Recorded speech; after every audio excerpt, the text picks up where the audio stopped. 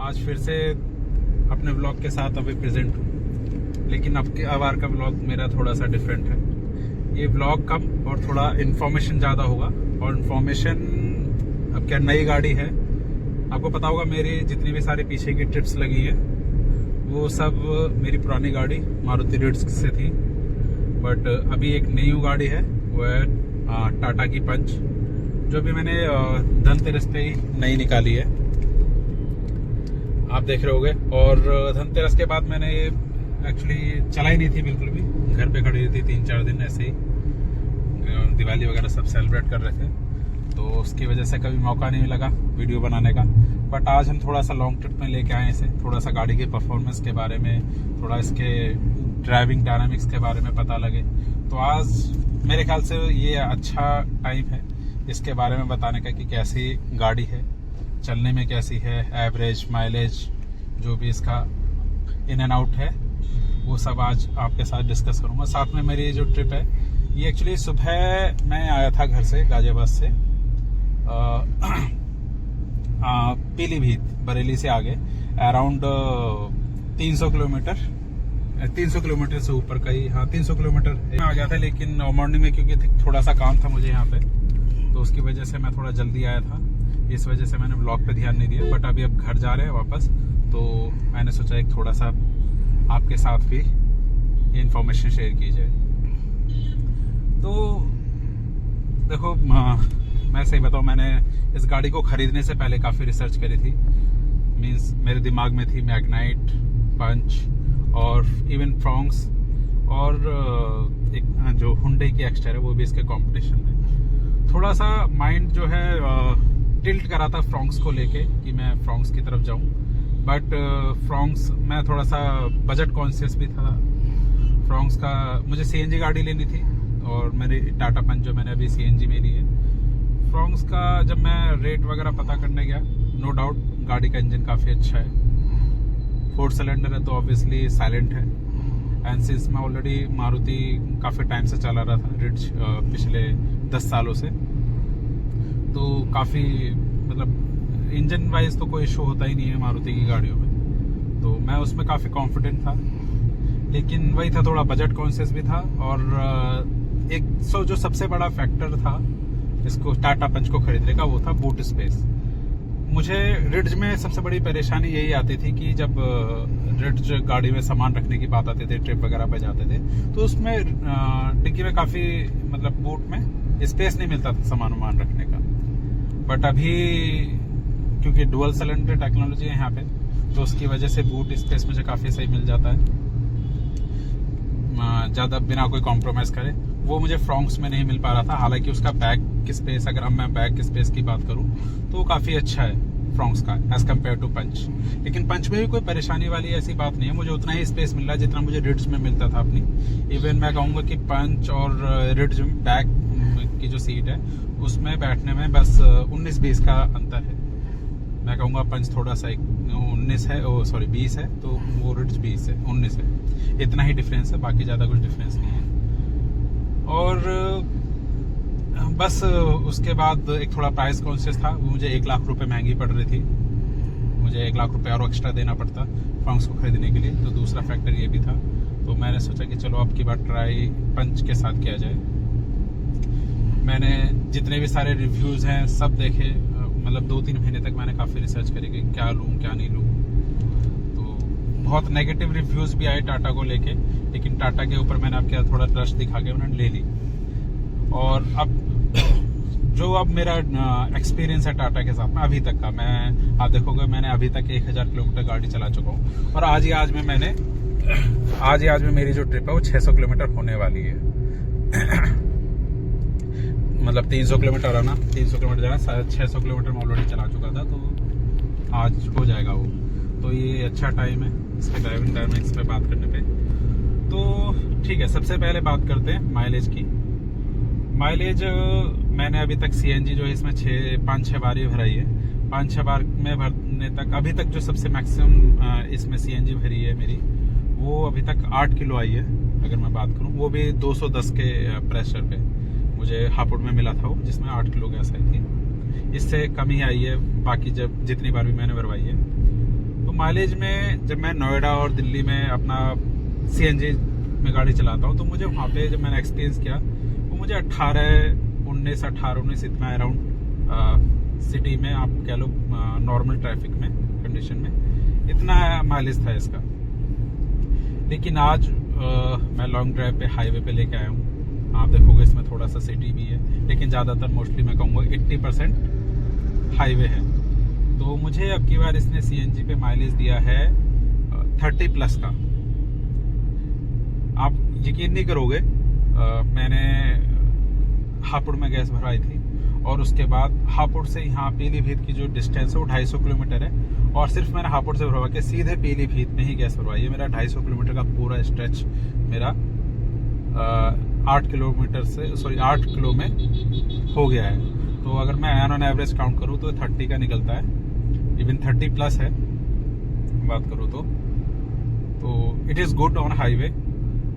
Petrol में देखो, petrol का अभी मैंने एग्जैक्टली टैंक टू माइलेज नहीं कैलकुलेट करा है इसका, लेकिन पेट्रोल में भी मेरा मानना है सिटी में तो ये आपको 12-13 देगी, और हाईवे पे आपको मैं बोलूँगा जब CNG पे मुझे 30+ मिल रहा है तो हाईवे पे एटलीस्ट 20+ तो मुझे पेट्रोल में भी देगी है। और इवन मेरी ये बिल्कुल नई गाड़ी है, अभी एक भी सर्विस नहीं हुई है इसकी। आप देखोगे अभी पिन्नी भी नहीं छूटी है इस गाड़ी की, ठीक है। तो इसका माइलेज तो एक नंबर है, मैं कहूँगा बिल्कुल एकदम। हो सकता है इसका जैसे लोगों ने बोला कि पहली सर्विस के बाद थोड़ा सा बढ़ भी जाता है, तो मैं समझता हूँ कि क्योंकि ऑलरेडी गाड़ी कंपनी से जब आती है टेस्ट होके आती है, तो मुझे नहीं लगता कि ज़्यादा कुछ फ़र्क पड़ेगा पहली सर्विस या दूसरी सर्विस से। तो मैं समझता हूँ कि ड्राइव जो है माइलेज है वो इतना रहेगा, थोड़ा बहुत ही अंतर पड़ेगा अगर पड़ा तो, क्योंकि इसके फिल्टर वगैरह सब साफ़ होंगे। पहली सर्विस पे बस वही है। बाकी देखो अभी सिंगल रोड चल रहा है, हम पीलीभीत से निकल चुके हैं, बरेली की तरफ जा रहे हैं। तो बरेली तक तो हमें 50 किलोमीटर का जो स्ट्रेच है ये सिंगल रोड है। ड्राइविंग डायनामिक्स की अगर हम इसकी बात करें तो गाड़ी बहुत स्टेबल है। मैंने अपनी रिड्ज भी चलाई है। इवन मेरे साथ एक दोस्त है एलिक, जो अभी कैमरामैन बने हुए हैं हमारे। तो उस भाई के पास स्विफ्ट है जो ऑलरेडी वो पिछले 5 सालों में 1 लाख किलोमीटर से ऊपर चला चुका है। उसका भी एक्सपीरियंस मैं आपके साथ शेयर करूंगा अभी। इवन एलिक का भी खुद अपने मुंह जुबानी उसको शेयर करेगा। जो अभी तक मेरी फील है, अगर मैं इसको कंपैरिजन करूँ रिड्ज से, तो पावर डिलीवरी के मामले में मैं बताऊं, रिड्ज और इसकी पावर डिलीवरी मुझे सिमिलर लगी है CNG पे और पेट्रोल में भी। और आप कह लो कि रिड्ज जो 2014 में लॉन्च हुई थी, तो उसके हिसाब से अभी 10 सालों में तो काफ़ी इम्प्रूवमेंट हो गया टेक्नोलॉजी में, और थोड़ा मारुति की गाड़ी हल्की भी हो गई हैं एज़ कम्पेयर टू रिड्ज। अभी जितनी भी गाड़ियाँ हैं, तो आपको जो पिकअप है मारुति की गाड़ी में वो काफ़ी हैवी मिलता है, काफ़ी टॉप नॉच मिलता है। तो मैं बोलूँगा कि पिकअप तो नहीं है उस जैसा अभी की गाड़ियों के मामले में, पिकअप तो मेरी पुरानी रिड्ज के जैसा ही है मैं बात करूँ तो।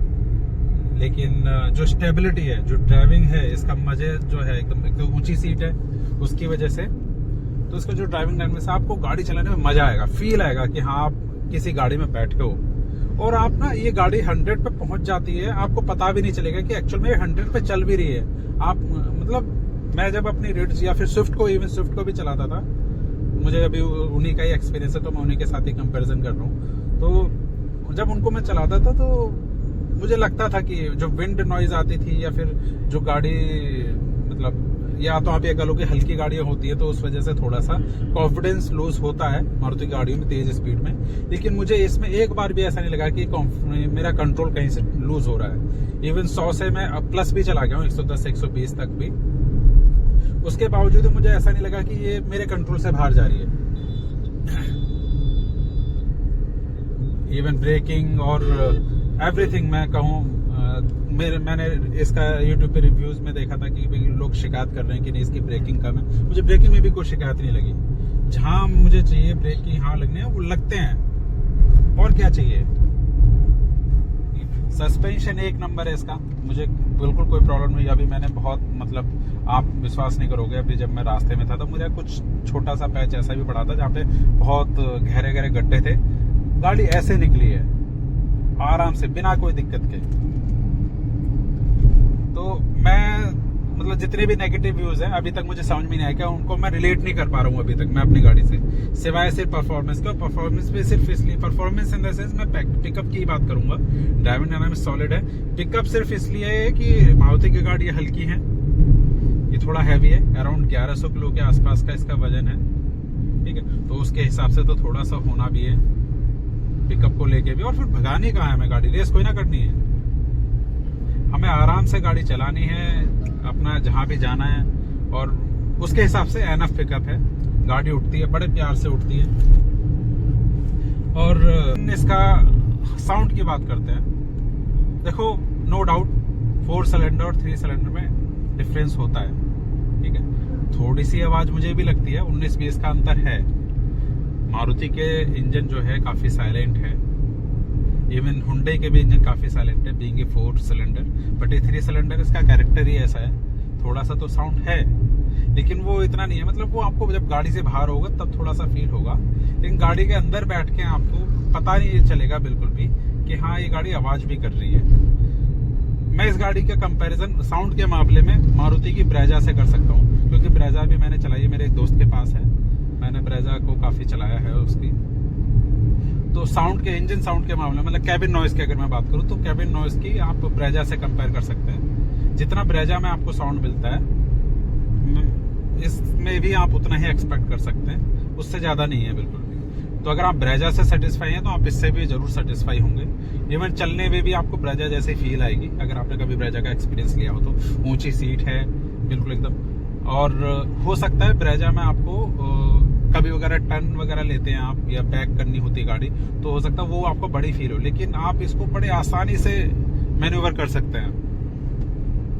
मतलब हैचबैक में जिस तरीके से आप हैचबैक को कंट्रोल कर सकते हो, उस तरीके से इसको भी बड़े आराम से, प्यार से टर्न लेना हो, इवन बैक करनी हो, गाड़ी बहुत कंट्रोल में रहती है गाड़ी। कभी नहीं लगेगा आपको कि हाँ आप कुछ गलत कर रहे हैं या फिर गाड़ी कंट्रोल से बाहर जा रही है, कभी इधर उधर हो रही है, बिल्कुल नहीं। मुझे कभी इतने 300 किलोमीटर में गाड़ी ले आया, मुझे कभी फील नहीं हुआ ये अभी तक। अब तो 1000 किलोमीटर में चला चुका हूं, 1000 से ऊपर ही हो गया। It is awesome. और इवन मेरे फैमिली में मेरे कजिन ब्रदर के पास औरा भी है, आपने मेरे पुराने ब्लॉग में देखा होगा। औरा से हम जैसलमेर गए थे, औरा भी फैंटास्टिक गाड़ी है, मैं उसको बोलूंगा। उसका भी एवरेज मैंने जो है मतलब 30 का एवरेज निकाला है मैंने सीएनजी पे। 10 किलो सीएनजी उसमें आ गई थी, और 10 किलो में मैंने 300 किलोमीटर चलाई थी वो। सेम इसका भी यही है, मैं 30+ इसका निकाल चुका हूँ ऑलरेडी। बाकी आगे का तो देखेंगे अभी। तो अभी के लिए फिलहाल यही है, आप एंजॉय करो हमारी ट्रिप। अभी हम अराउंड 20 किलोमीटर आ चुके हैं पीलीभीत से बाहर निकल के। पहले कभी कहाँ आ गए हम? लल्लीखेड़ा। लल्लीखेड़ा। तो एलिक क्या लगता है, मतलब मारुति के कंपैरिजन में तुम्हें, मतलब अपनी स्विफ्ट के कंपैरिजन में कैसा लगा? हाँ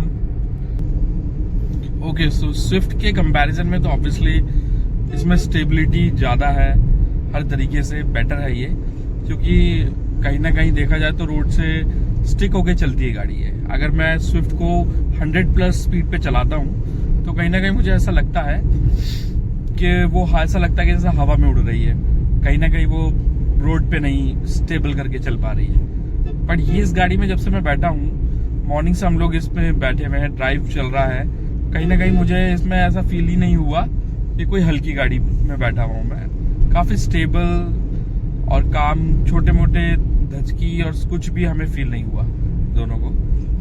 और शॉकर्स भी इसके बहुत स्मूथ है आई थिंक, और बहुत ही सही है। और जो अभी स्टार्टिंग में ही मतलब इतना अच्छा एवरेज दे रही है सीएनजी पर भी, हाईवे पे हमें बहुत ही अच्छा एवरेज भी है आई थिंक, क्योंकि अभी इसकी फर्स्ट सर्विस भी नहीं हुई है कार की। और before first service I think it's a very good performance मेरे हिसाब से। तो एलिक एक क्वेश्चन था कि क्योंकि 1 लाख किलोमीटर तुम चला चुके हो अपनी स्विफ्ट को, तो काफ़ी अच्छा एक्सपीरियंस होगा इंजन वाइज भी। तो मैं बात करूँ, मतलब मैंने स्विफ्ट भी तुम्हारी चलाई है, तो उस हिसाब से इंजन के बारे में तुम्हें, अंदर कैबिन नॉइज उसके बारे में बात करूँ तो कैसा लगा है? कैबिन नॉइज के हिसाब से तो मुझे इतना कोई खास नॉइज का इतना कुछ पता नहीं चला। पर हाँ, शायद अगर हम गाड़ी के बाहर हों और देखें तो शायद मुझे लगता है हल्का फुल्का नॉइस होगा इसमें as compared to Swift, but मेरे हिसाब से इतना ज्यादा फर्क नहीं पड़ रहा है मुझे, और इतना नहीं पता चल रहा है कि क्योंकि 3 सिलेंडर और 4 सिलेंडर का जो कंपैरिजन के बारे में बात हो रही है तो कोई नहीं। और जहां तक ये सीट है, सीट भी बहुत कंफर्टेबल है। अगर मैं इस कैबिन में बैठा हुआ हूं तो मुझे सीट भी बहुत कंफर्टेबल लग रही है, और स्विफ्ट से थोड़ी हाइट भी ऊंची है तो कहीं ना कहीं मुझे उसमें भी बहुत अच्छा लग रहा है। आई एम एबल टू सी कि आगे क्या है क्या नहीं है, और आई थिंक स्विफ्ट में हमें थोड़ा सा होता ही है क्योंकि स्विफ्ट थोड़ी डिफरेंट टाइप की कार हो गई है, बट अदरवाइज मेरे हिसाब से कैबिन नॉइज मुझे नहीं इतना नजर आया। शायद जो बाहर हो उनको आए थोड़ा बहुत साउंड, बट वैसा कुछ नहीं है। तो मतलब रोड नॉइज वगैरह कुछ फील नहीं हुई। तो देखो तो भाई अभी हम आ गए हैं कहाँ पे, हमने मतलब हाईवे मुरादाबाद पीलीभीत से निकल के हाईवे पे ले लिए हमने, और बरेली से आगे निकल गए हैं और मुरादाबाद पहुंचने वाले हैं ऑलमोस्ट। तो अभी देखो हमने 6 किलो गैस भरवाई थी और हम 120 ऑलरेडी चल चुके हैं। हमने 1033 पे गैस जलवाई थी, आपको दिख रहा होगा अभी। और अभी देखो ड्राइविंग सीट पे हमारे अलीक भाई हैं जो स्विफ्ट चलाते थे। अभी देखो आप मतलब इन्होंने अब चलाई है मेरी गाड़ी, और मेरे ख्याल से पिछले 50-60 किलोमीटर से यही लेके आ रहे हैं। ये ज्यादा ही मेरे ख्याल से, हाँ ज्यादा ही हो गए, 70 किलोमीटर चला गया। तो इतने में तो एक्सपीरियंस तुम्हें भी हो गया होगा स्विफ्ट का और इसका। अब मेरे ख्याल से अब तुम सही रिव्यू दे पाओगे, है ना? बिल्कुल बिल्कुल। हाँ, मेरे हिसाब से जो है अब मुझे ऐसा फील हो रहा है कि I think Tata Punch is better than Swift, क्योंकि काफी सारी चीजें इसमें जो है मुझे लगता है बेटर है। और कहीं ना कहीं ड्राइविंग सीट पे मेरे को बैठ के सबसे पहले तो बहुत ऊंचा सा फील हो रहा है। आई कैन सी एवरीथिंग, सामने मैं देख पा रहा हूँ हर एक चीज। पहली चीज तो ये। दूसरी चीज है परफॉर्मेंस में भी, जो पावर एंड परफॉर्मेंस जो मैं गियर चेंज करके गाड़ी आगे बढ़ा रहा हूँ उस हिसाब से भी बहुत स्मूथ ड्राइविंग है, बहुत ही ज्यादा स्मूथ ड्राइविंग है। आई थिंक बहुत ही ज्यादा स्मूथ ड्राइविंग हो रही है, और मुझे कहीं भी कोई नॉइज ऐसा कुछ नहीं है, ना तो बाहर की कोई नॉइज आ रही। बड़े आराम से ड्राइविंग हो रही है, बहुत स्मूथली ड्राइव कर पा रहा हूँ। अच्छा, जज करने के लिए मैं बता देता हूँ कि जो स्विफ्ट से हम कंपैरिजन कर रहे हैं वो स्विफ्ट जो है 5 साल पहले हमने नई निकाली थी, तो 4 सिलेंडर स्विफ्ट है वो, अभी नई वाली नहीं है।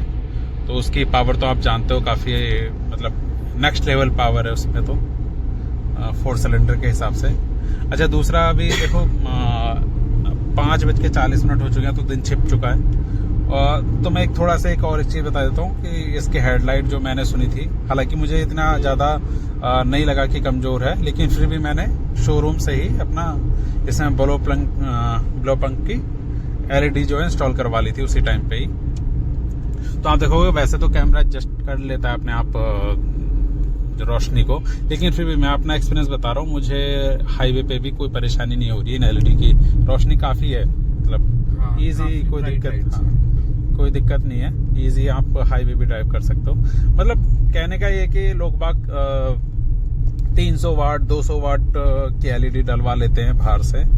आई डोंट थिंक कि वो रिक्वायर्ड है, क्योंकि ब्लो पंक की ये और वही लाइट है, मतलब 55 वाट दोनों तरफ रहता है। सेम वाट की ही LED है ब्लो पंक की, जो ऑलरेडी टाटा की तरफ से ही इंस्टॉल होती है। टाटा ने अपना ब्लो पंक से टाइप कर रखा है, तो वही LED है और दैट इज एनफ। मतलब किसी की आंखों में इतना ज़्यादा लगती भी नहीं है ये, और रोशनी भी सही है, तो फिर बेफालतू में ज़्यादा वाटेज की LED लेके क्या फ़ायदा। मतलब इतनी लो जितनी रिक्वायर्ड है, जितना अब तुम्हें इसमें रिले लगाने की या कुछ करने की ज़रूरत भी नहीं है। एक सेकंड ये रहा भाई, ये रहा कहाँ है? अच्छा,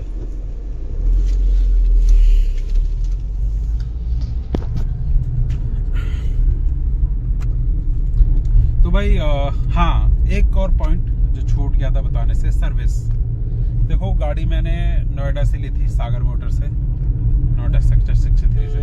तो मतलब मुझे नहीं पता, लोग बाग सर्विस का बता रहे हैं कि टाटा की सर्विस अच्छी नहीं है, लेकिन मेरा अभी तक का जो एक्सपीरियंस है, अगर मैं सेल्स की बात करूं तो मुझे रिप्रेजेंटेटिव जो मिले थे मैं नाम भी खोल देता हूँ, कपिल अरोड़ा। काफ़ी मतलब उन्होंने मुझे बहुत अच्छे तरीके से डील किया। और इवन मैंने जुलाई में बुकिंग करा ली थी गाड़ी की, उसके बाद फिर कुछ अनफॉर्चुनेट रीजन की वजह से मैं उस टाइम पे गाड़ी नहीं ले पाया था। बट उन्होंने फॉलोअप किया काफ़ी अच्छे तरीके से, मतलब रेगुलर फॉलोअप करते रहे मेरे साथ में। दैन उसके बाद जब फाइनल गाड़ी की डील भी हुई तो बहुत अच्छे तरीके से उन्होंने मुझे असिस्ट किया। सारी चीज़ें मैंने उनको, ये नेगेटिव व्यूज़ जो हैं जो मैं सुनता रहता था, ये भी बताए वहाँ पे कि भाई एक्चुअल में हम यूट्यूब पे क्या सुन रहे हैं। और जो 2-3 केस मैंने भी सुने थे कि भाई टाटा की सर्विस के साथ में टाटा हैरियर का कुछ इंसिडेंट हुआ था, और 2-3 केसेस और मैंने सुनने में आए थे, तो मैंने वो भी डिस्कस की उनसे कि मैंने कहा देखो ऐसे ऐसे इश्यूज आ रहे हैं और मुझे नहीं पता कैसा एक्सपीरियंस होगा, मैं आपके ऊपर ट्रस्ट कर रहा हूँ। तो उन्होंने बोला था सीधे सीधे कि देखो आप गाड़ी ले लो, फिर उसके बाद एक बार आप खुद एक्सपीरियंस करना। बस एक ही सैटरडे संडे में गाड़ी की सर्विस के लिए थोड़ा सा रश रहता है, तो उस टाइम पे नहीं लेके आना, बाकी दिन लेके आओगे तो ईजी काम होगा, कोई दिक्कत नहीं है। और देखो एक किस्सा भी हुआ था, मतलब अभी गाड़ी लेने के बाद 300 किलोमीटर चलने के बाद थोड़ा मेरा अलाइनमेंट आउट हो गया था। वो नॉर्मल सी बात है, गड्ढों में गाड़ी गई थी तो थोड़ा सा ढीले हो जाते हैं, तो वो नॉर्मल है, हो गया होगा। उसके लिए मैं थोड़ा सा कम ऐसे ही मैंने उनको फ़ोन किया और देन उसके बाद सागर मोटर पे गया। मैंने उनको बताया भी नहीं, और जस्ट मैंने एक बाहर ही एक मैकेनिक गाड़ी सेट करा था, मैंने उसको बोला कि मैंने कहा ये प्रॉब्लम है। उसने बोला सर तुरंत ठीक है, मैं आता हूँ अभी। आया और 2 मिनट में अपना गाड़ी टेस्ट की, तुरंत ही मेरे साथ बैठ के उसने देखा प्रॉब्लम कहाँ है, तुरंत मेरी गाड़ी ले गया और करके एकदम तुरंत दे दी उसने मुझे जो भी प्रॉब्लम थी।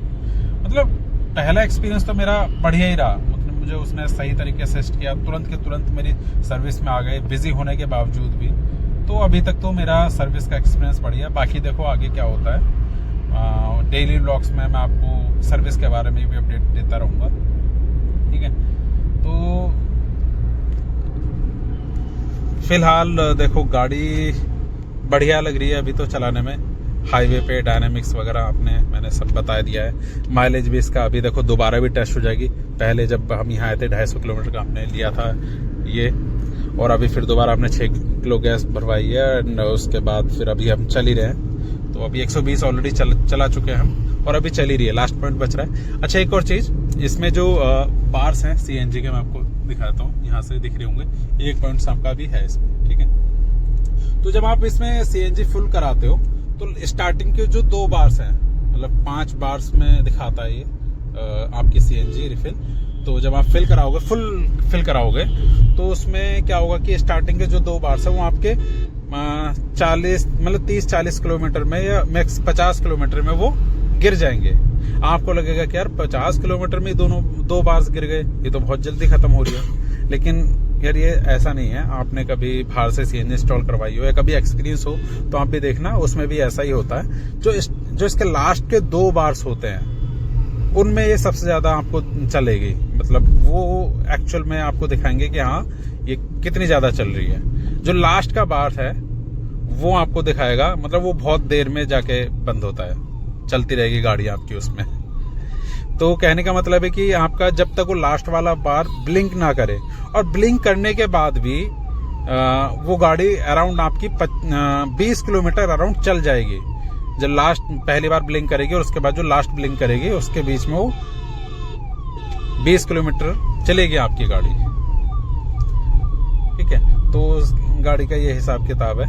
बाकी देखो एक्सपीरियंस, मैं हो सकता है कि मेरी गाड़ी है, मैं तो तारीफ करूंगा ही करूंगा, लेकिन जो दूसरा बंदा है जो ऑलरेडी जिसके पास स्विफ्ट है वो हो सकता है कि एक अपना ओरिजिनल ओपिनियन दे।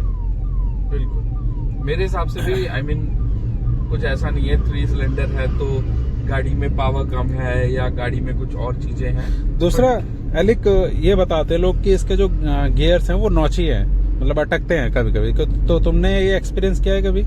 नहीं, मैंने अभी गाड़ी ड्राइव कर रहा हूँ, मुझे कहीं से भी ऐसा नहीं लग रहा। बहुत ही स्मूथ ड्राइविंग है, बहुत ही स्मूथली गाड़ी के गियर्स चेंज हो रहे हैं, और उसी के साथ अकॉर्डिंगली अगर आप एक्सीलेटर दे रहे हो तो आई डोंट थिंक कि कोई इश्यू होना चाहिए।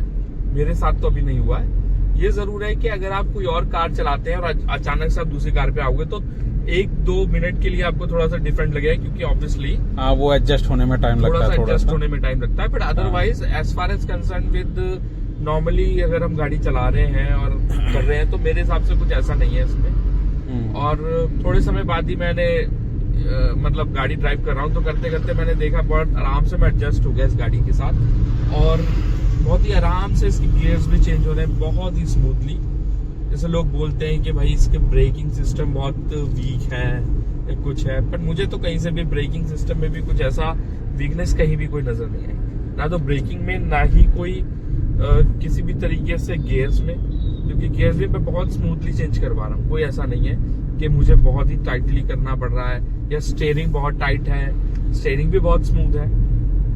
अदरवाइज मैंने जो फीडबैक्स लोगों से सुने हैं और जो पाया है वो यही है कि नहीं टाटा में ये दिक्कत है, टाटा में वो दिक्कत है, बट मेरे अच्छा, को यहाँ मतलब तुमने भी सुने टाटा की जो नेगेटिव्स हैं? हाँ बिल्कुल, मैंने भी सुना है, और मैं कह रहा हूँ कि शायद अब इस गाड़ी को चलाने के बाद मुझे ऐसा फील हो रहा है अगर नेक्स्ट ईयर मैं एक नई कार लूंगा तो मैं टाटा की ही लूंगा, क्योंकि अब मुझे ऐसा फील होता है कि टाटा के पास जो है वो आई थिंक सब कुछ है, उसमें कोई ऐसा इशू नहीं है मेरे हिसाब से कि कोई दिक्कत होगी मुझे, सब चीज है इसमें, मुझे नहीं लगता कि कोई दिक्कत होने वाली है।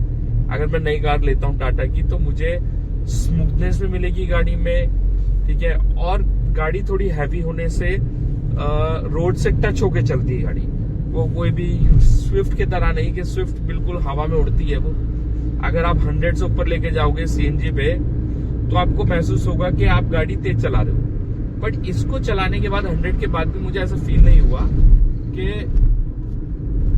जैसे कि ये बहुत ही ज्यादा मतलब हवा में उड़ रही है कुछ है, बिल्कुल। और नॉर्मली अभी भी मैं इस टाइम पर आप देखोगे 70 की स्पीड में चला रहा हूँ, पर मुझे लग ही नहीं रहा कि मैं 70 की स्पीड में गाड़ी चला रहा हूँ, ऐसा लग रहा है 50s में चला रहा हूँ। जिस तरीके से इसकी स्मूथनेस है गाड़ी की मुझे फील ही नहीं हो रहा है। अभी ये इस टाइम पर 80s के आसपास मेरी गाड़ी चल रही है, आप देख पा रहे हो, तो बहुत ही आराम से स्मूथली गाड़ी चल रही है यहाँ पर। और जैसा कि संदीप ने बोला, लाइट भी मुझे स्विफ्ट में जो मेरी लाइट लगी हुई है हैलोजन है, ये मुझे नहीं पता एलईडी लाइट है ये हैलोजन है, ये एलईडी है। एलईडी बहुत ही बढ़िया है इसकी, और मुझे नहीं लगता अभी तो हाई बीम पे लगा रखी है तुमने वैसे भी? हाँ, ये हाई बीम पर है क्योंकि हाईवे की वजह से, बट अदरवाइज अगर ये नॉर्मल उस पे भी मैंने लगा के देखा है, जैसे कि इस पे अगर चला रहे हैं हम हाई बीम पे भी नहीं तो फिर भी ठीक है। हाईवे पे थोड़ा सा हाई बीम पे चलाते हैं कभी कभी जैसे, तो ठीक है, बढ़िया है। रेंज ठीक है, मतलब इसके काफी दूर तक दिखाई देता है, दूर तक रेंज जा रही है। और कितने उसकी है ये सेम वाट की है जो हैलोजन होता है, 55 वाट मेरे ख्याल से 55 वाट तो ठीक है, 55 वाट लेफ्ट 55 वाट राइट, तो 110 वाट की है, तो बहुत सही है। आई थिंक कोई दिक्कत वाली बात ही नहीं है। तो देखो, ये वीडियो बनाने का पर्पस आज व्लॉगिंग नहीं है, ठीक है, क्योंकि नॉर्मली हम एक किसी काम से ही आए थे, तो इसका पर्पस सिर्फ एक ये है कि थोड़ा सा हमारी गाड़ी का ड्राइविंग डायनामिक्स क्या है, क्या हमने जो है हमने टाटा के बारे में हमने सुनने को मिला और क्या हमने पाया है अपनी गाड़ी में एक्चुअल में, तो ये आपके साथ शेयर करना था। और शेयरिंग के लिए बस एक भाई है हमारे साथ पास, तो मतलब नॉर्मली गाड़ी जो है मारुति से ही कंपेयर करते हैं सब लोग कि मारुति में ये है, मारुति में वो मिल रहा है, तो इसीलिए मैंने कहा मारुति वाले भाई से ही बात की जाए एक बार। बिल्कुल बिल्कुल, और मेरे हिसाब से तो मुझे कहीं भी कोई दिक्कत नहीं नजर आई, और मुझे लगता है कि आई थिंक टाटा ने अपने टाइम टू टाइम काफी चीजों में एडवांसमेंट करने से और चीजों में बेटर करने से कहीं ना कहीं मारुति को मजबूर कराए कि वो भी अपनी टेक्नोलॉजीज में बेटरमेंट करे और चीजों को बेटर करे। राइट, आई थिंक इसी का ही रिजल्ट है वो जो अब 5 स्टार मारुति डिजायर लेके आई है, टाटा ने मजबूर करा है इसको। बिल्कुल बिल्कुल, कि भाई हमने तो कर लिया 5 स्टार, अब तुम्हें चैलेंज करते तुम लेके आओ। बिल्कुल बिल्कुल, कहीं ना कहीं जो है मारुति भी अब काम कर रही है कहीं ना कहीं हर चीज पर के, जिससे वो एटलीस्ट कंपटीशन में बनी रहे। और आई थिंक देखा जाए तो स्टिल करना तो पड़ेगा मारुति का, अदरवाइज फिर डाउन होगी सेल। बिल्कुल, और कहीं ना कहीं देखा जाए आज भी मारुति की सेल सबसे ज्यादा है, बट वो राइट, पर जो टाटा की सेल एक जमाने में होती थी उसने टाटा ने वहां से बहुत आगे पहुंच गई है कहीं ना कहीं। टाटा आई थिंक मेरे हिसाब से अब लोग की नई पसंद बन गई है, जो पहले मारुति हुआ करती थी, तो कहीं ना कहीं टाटा पसंद होती। बट हाँ, कुछ न कुछ रूमर्स तो ऑलवेज भी देयर, रूमर्स हमेशा होते कि भाई गाड़ी में ये है, प्रॉब्लम ये है, जैसे टाटा नैनो के साथ बोला था लोगों ने और बहुत सारी कार्स के लिए बोला था। बट काफी अलग अलग डिफरेंट व्यूज होते हैं सबके। शायद हो सकता है कि उनका पॉइंट ऑफ व्यू हमसे मैच ना करे, बट जहां तक मेरे को लगा है कि मैं एक जनरल फीडबैक दूं तो टाटा ने बहुत अच्छा एडवांसमेंट करा है, फीचर्स दिए हैं। अभी टाटा नेक्सॉन के भी मैंने कुछ फीचर्स देखे थे, तो वो भी बड़े अच्छे फीचर्स दिए हैं। ईवी में काफी चीजें दी हैं, तो मेरे हिसाब से टाटा आगे के लिए फ्यूचरिस्टिक कार्स बना रहा है, जो आई थिंक और कंपनीज भी अच्छा देख कर रहे हैं। हाँ, दूसरा मैं एक चीज और आप सब लोगों से शेयर करना चाहूंगा भाई। मतलब मैं पहले सोच रहा था कि मैं बेस मॉडल ले लेता हूँ, पैसे बचेंगे कुछ टाटा का जो प्योर आता है सीएनजी में, और उसके बाद मैं बाहर से मॉडिफिकेशन करा लूंगा। लेकिन फिर उस पर भी मैंने थोड़ा सा R&D करी और पाया कि यार करोल बाग में जाके अपना अलग से काम कराना, मीन्स पावर विंडो और ये सब कराना सही नहीं है, क्योंकि वहाँ पे मैंने कई लोगों के रिव्यूज देखे हैं, मतलब काम सही नहीं होता। तार लूज छोड़ देंगे, कुछ कराया तुम्हारे तार में कट मार देंगे, तुमसे कह देंगे नहीं जी कपलर टू कपलर हो रहा है, ये हो रहा है, और फिर उसके बाद में पता लगता है कि ये छोटे मोटे इश्यूज आने लग गए तुम्हारी गाड़ी में, और उसकी वजह सबसे बड़ा रिस्क है कि तुम्हारी वारंटी वाउड हो जाती है, एंड देन उसके बाद आग लगने का भी खतरा होता है, जैसे कि देखा होगा एक स्पार्किंग की वजह से शॉर्ट सर्किट हो जाता है, एंड देन उसके बाद रिस्क में आ जाते हैं। तो इस वजह से मैंने कहा यार देखो जो मेरी रिक्वायरमेंट है वो प्योर में नहीं है, एडवेंचर लेते हैं, तो मैंने एडवेंचर में लिया है वेरिएंट। और देखो म्यूजिक की जरूरत है, छोटी स्क्रीन है, बट यस मुझे जो म्यूजिक की जरूरत होती है वो मेरा पूरी कर रहा है। बाकी देखो बड़ी स्क्रीन के लिए मुझे सिर्फ नेविगेशन और म्यूजिक के लिए चाहिए होता है। म्यूजिक है अपना, नेविगेशन के लिए अपना फोन है, एक अपना चार्जर मोबाइल होल्डर लगाओ, फोन लगाओ, नेविगेशन ठीक है, कोई दिक्कत नहीं है। तो मुझे तो ऐसा कोई दिक्कत नहीं है, लेकिन हाँ कभी बाई चांस मैं अगर मॉडिफिकेशन कराता भी हूँ तो आपके साथ शेयर करूंगा। लेकिन हाँ मैं कभी कभी सोचता हूँ जो मॉडिफिकेशन मुझे चाहिए अभी, जैसे मुझे सबसे ज्यादा जो जरूरत है, जो मुझे लगता है कि मेरे पास होनी चाहिए, टाटा ने जो ईवी में अपना कंसोल दिया है, मीटर कंसोल की मैं बात कर रहा हूँ, वो मुझे चाहिए। तो उसके लिए एक विराज करके एक चैनल है, आप सर्च करना VIRAG विराज करके, तो भाई हरियाणा में है वो, आपकी OEM फिटिंग करके देंगे अगर किसी को कोई ज़रूरत है किसी भी तरीके के मॉडिफिकेशन की पंच में।